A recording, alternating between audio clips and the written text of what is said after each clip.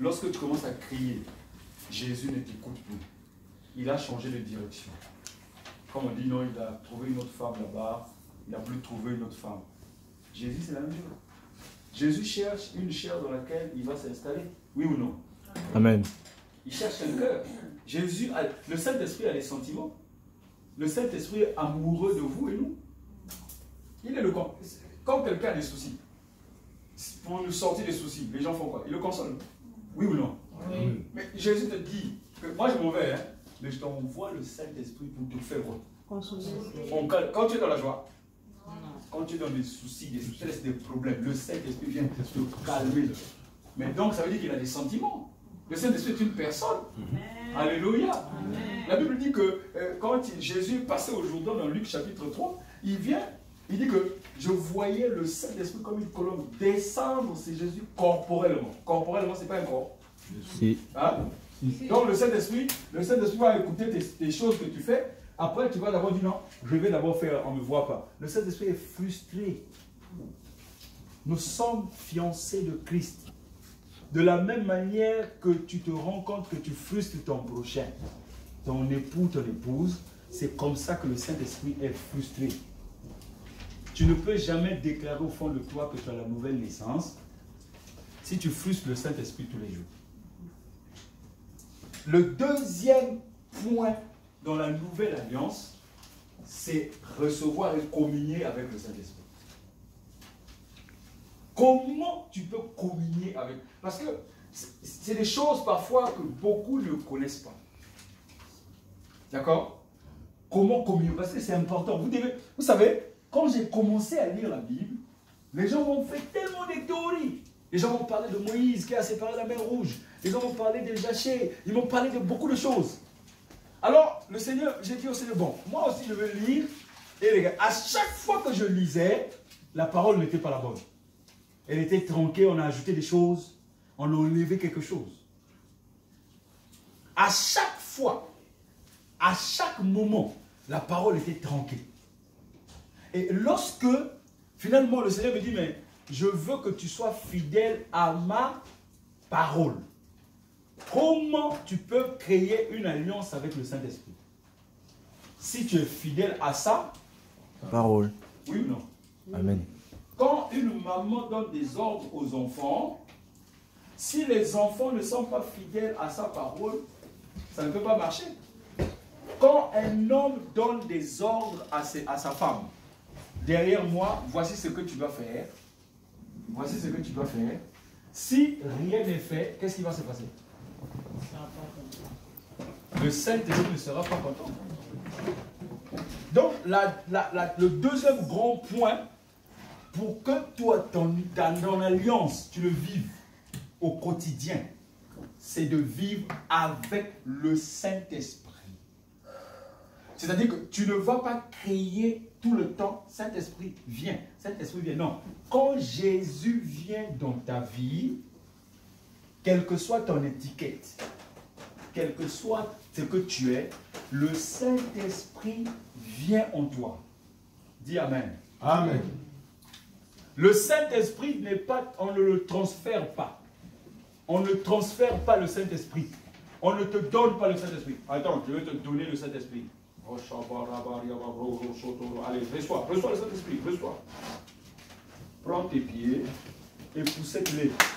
Va chez toi et dors pour toi. Le Saint-Esprit est plus puissant que toi-même. Le Saint-Esprit a été transféré par Jésus. Le Saint-Esprit, c'est la personne de Jésus quand Jésus a quitté la terre. Lorsque tu dis au nom de Jésus, le Saint-Esprit arrive. Oui ou non? Amen. Oui ou non? Amen. Quand tu dis au nom de Jésus, le Saint-Esprit, je suis là. Je dis, oh, je n'étais pas appelé, mais Jésus, c'est moi. Je suis là. Le Saint-Esprit, c'est la personne de Jésus dans la gloire de Jésus. Parce que le Saint-Esprit est unique. Il est celui qui te donne la nouvelle naissance. C'est le Saint-Esprit qui va maintenant te dire d'être proche de la parole de Dieu. C'est le Saint-Esprit qui va commencer à te dire ce que tu fais n'est pas bon. Il va commencer à te parler. Il va commencer à te parler dans ton cœur. En ce moment-là, tu as la nouvelle naissance qui est en train de produire des fruits. Le nom de Jésus produit le Saint-Esprit.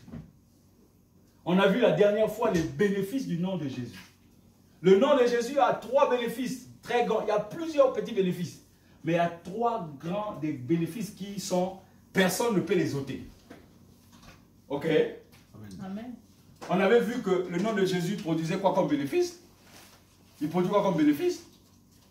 Il produisait quoi comme bénéfice? Mes amis, c'est un échange, hein?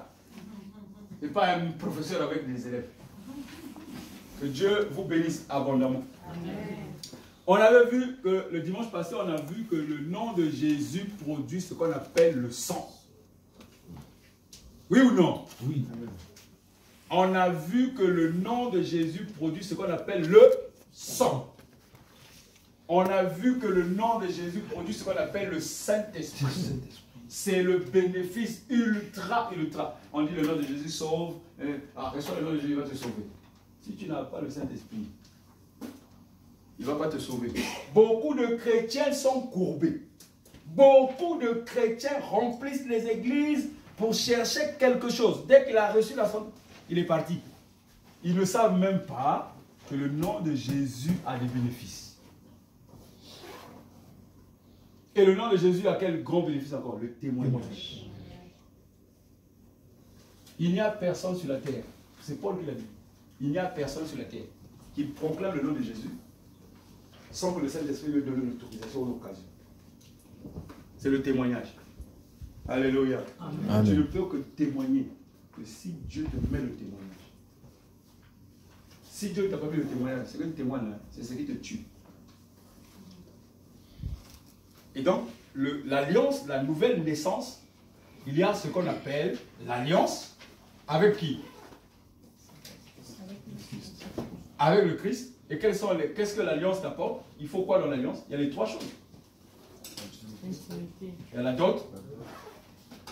Oui. L'intimité et le repos. Et puis le repos. On va parler du repos. Alléluia. La Bible dit que le Seigneur, l'Éternel est mon Berger. Je ne manquerai de Rien. Mon ami, si tu connais, c'est le psaume 23, note ça, hein? C'est ton guide. L'Éternel est mon berger et je ne manquerai de rien. Pourquoi tu manques des choses? Donc, le sens contraire, c'est que si je manque des choses, c'est que l'Éternel n'est pas mon Berger. Non, mais répétons, c'est important. C'est que l'Éternel n'est pas mon berger.